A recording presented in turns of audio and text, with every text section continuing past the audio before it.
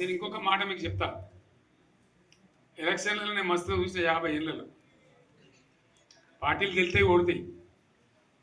ఇంత మాయలు ఏడాది లోపలనే కాంగ్రెస్ పార్టీ దొరికితే కొడతాం రా అంత గొప్పగా. ఒక్కటే ఏడాది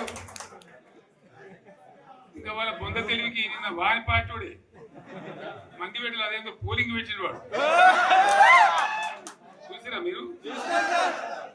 ఆ పోలింగ్ పెడితే 70% మనకు వచ్చింది, 30% మనకి. వాడు పెట్టిందే మనం పెట్టింది కాదు. 75 ఇది పరిస్థితి.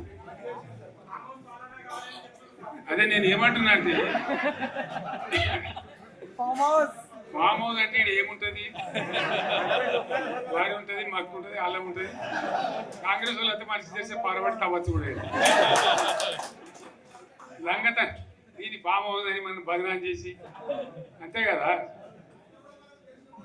సోషల్ మీడియాలో నాకు ఆయనకు పోటీ పెడితేనంట ఆయనకు లైక్లు ఎక్కువ వచ్చినాయంట. టిక్ టాక్లో 10 ఏళ్ళు ముఖ్యమంత్రి చేసినోడు, కేంద్ర మంత్రి చేసినోడు ఇవాళ టిక్ టాక్లో కేసీఆర్కు రేవంత్ రెడ్డికి పోటీ పెడితే ఆయనకు లైక్లు ఎక్కువ వచ్చినాయంటే నాకు తక్కువ వచ్చినాయంటే ఇవాళ వాళ్ళ కార్యకర్తలతో మాట్లాడుతున్నాను. నేను అడగదలుచుకున్నా, ఆ మధ్యలో బాలీవుడ్లో కూడా సల్మాన్ ఖాన్కు రాఖీ సావంత్కు కూడా టిక్ టాక్లో పెడితే రాఖీ సావంత్కి ఎక్కువ లైక్లు వచ్చినాయి. అంత మాత్రాన ఆమె సల్మాన్ ఖాన్ కంటే గొప్ప నటుడు నటురాలు అనేవారని అనుకుంటారా? ఇవాళ చివరికి ప్రజలు తిరస్కరించి ప్రజలు డిపాజిట్లు జప్తు చేస్తే ముఖం జల్లక ఫామ్ హౌస్లో వండుకున్న చంద్రశేఖరరావు సోషల్ మీడియా టిక్ టాక్లో నాకు లైక్లు వచ్చినాయని చెప్పుకునే పరిస్థితికి వచ్చిందంటే ఆయన మానసిక పరిస్థితి ఎట్లుందో తెలంగాణ సమాజం అర్థం చేసుకుంటుంది.